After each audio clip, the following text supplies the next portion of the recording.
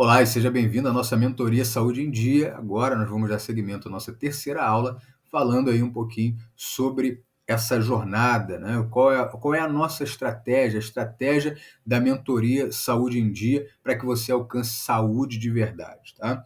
Então a gente vai aqui agora falar um pouquinho das causas, né? Que é o segundo passo. Primeiro a gente tem uma visão específica do problema, né? Onde que é esse problema, qual é a intensidade, qual é a frequência, né? Tudo que a gente já trabalhou até aqui. E agora a gente vai observar quais são as causas. Por quê? No corpo podem ocorrer diversas situações. Então, algumas estão aqui, ó, desequilíbrio hormonal, estado emocional, as crenças, as nossas crenças, né?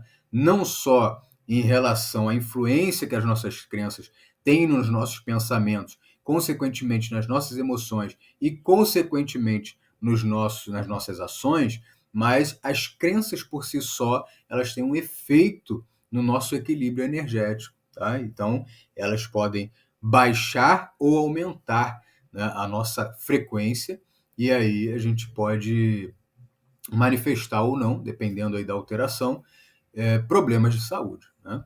Então, um outro ponto, má oxigenação, deficiências de vitaminas e minerais, deficiências de enzimas e coenzimas, deficiências de ácidos graxos, né, são as gorduras boas, né, como, por exemplo, o famoso ômega 3, alterações da microbiota intestinal, né, porque a gente tem uma micropopulação ali bacteriana, né, que é favorável à nossa saúde, inclusive, outras que nem tanto, mas o equilíbrio, né, nesse bioma, né, nesse microbioma no nosso intestino é extremamente importante, e uma alteração que seja patológica chamada de disbiose.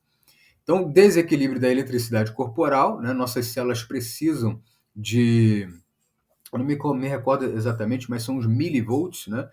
Então, o nosso corpo é um corpo elétrico. Você faz um eletrocardiograma, né? Você mede a atividade elétrica do coração. Você faz um eletroencefalograma, por exemplo, você está medindo a atividade elétrica do seu cérebro, do encéfalo. Então, você tem ali, né, toda uma atividade elétrica, todas as células elas requerem energia, elas precisam de energia para funcionar.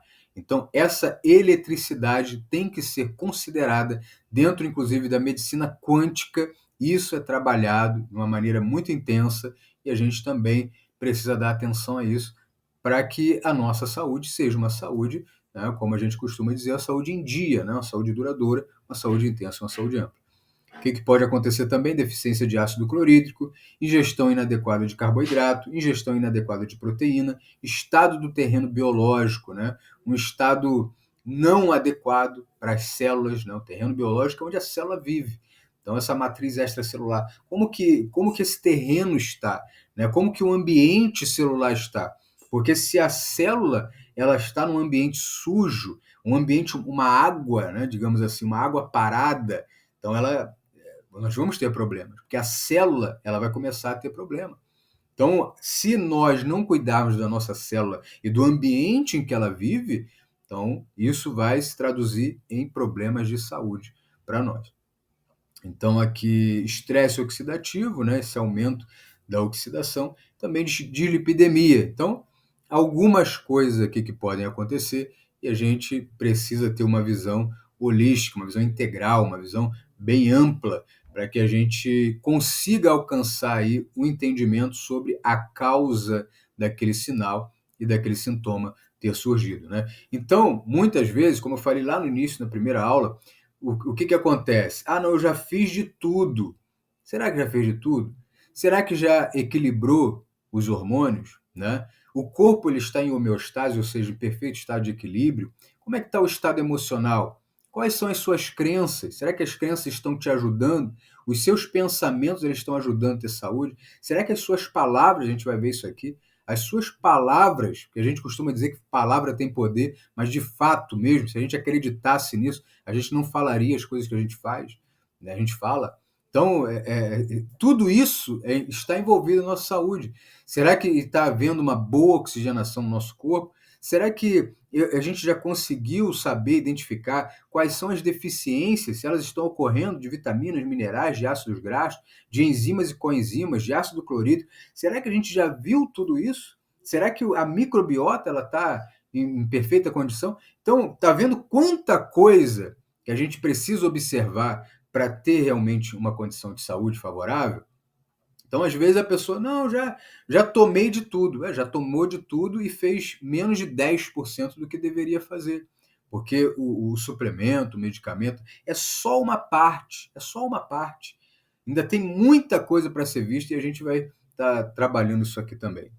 Então, na próxima aula, a gente vai falar sobre algumas coisas que ajudam, né, a gente a detectar essas causas e, se possível, você pode enviar para nós aí, se você tiver, ou se tiver próximo de fazer, ou se for fazer, né, daqui em diante, pode colocar aí também como uma meta, né, quanto antes melhor, para que você nos envie e a gente possa fazer essa análise aí, em relação, inclusive, aos exames de sangue. A gente vai falar sobre interpretação baseado nos valores ideais, né? E qual é a diferença entre os valores ideais e os valores de referência. Deus te abençoe, nos vemos na próxima aula.